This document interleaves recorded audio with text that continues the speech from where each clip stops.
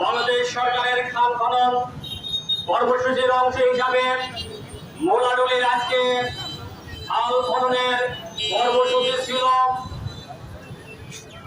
তার এই প্রস্তুতি শেষ হওয়ার পর্যায়ে ইউনো সাহেব রাত 10টার দিকে তার ইশারায় এই খনন কাজ বন্ধ করলেন। আমরা তার দাম জানতে চাই এবং এর তীব্র প্রতিবাদ জানাই।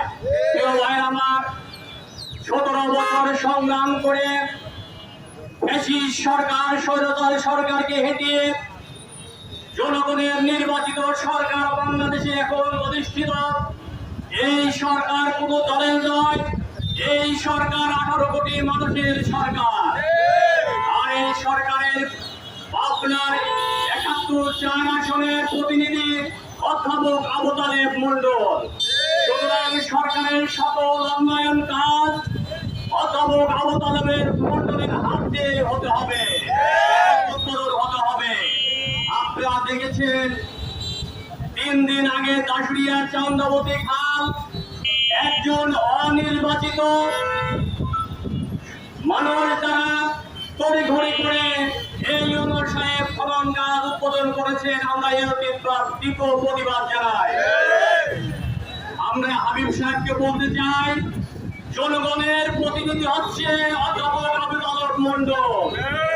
কৃষকদের উন্নয়নের জন্য জনগণ অধ্যাপক আবু তালেব মন্ডলকে বেছে নিয়েছে। যে কোনো কাজ উদ্বোধন হবে, উন্নয়ন হবে, অধ্যাপক আবু তালেব মন্ডলের মাধ্যমে হবে।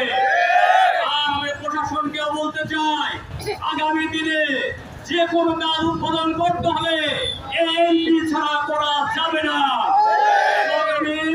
প্রধানমন্ত্রী শক্তি হাবিবুর রহমানকে বলতে চাই, আপনার কিসের এত খায়ের জন্য আপনাকে আজকে উদ্বোধন করতে হবে? জনগণ তো আপনাকে চাই না। জনগণের কাছে যান, 5 বছর চেষ্টা করেন, যদি আবার এমপি হতে পারেন তাহলে উদ্বোধন করেন। উদ্বোধন করা দুঃসাহস আপনি আর দেখাবেন না। আমি আবার বলতে চাই, এই ইউনো সাহেব সম্মানিত মাননীয় সংসদ সদস্যর কাজে অসহযোগিতা করে যাচ্ছে। এরপরে হাবিব সাহেবের সাথে আঘাত করে তিনি আমাদের এমপিকে বাইপাস করে বিভিন্ন কর্মকাণ্ড চালিয়ে যাচ্ছেন, যার খরচ ছুটিতে আমরা ঈশ্বরকে থেকে তার অপসারণের দাবি জানাচ্ছি। যদি না হয় ঈশ্বরবাসীকে নিয়ে আমরা দুর্বার আন্দোলন করে দেবো ইনশাআল্লাহ। সবাইকে ধন্যবাদ জানিয়ে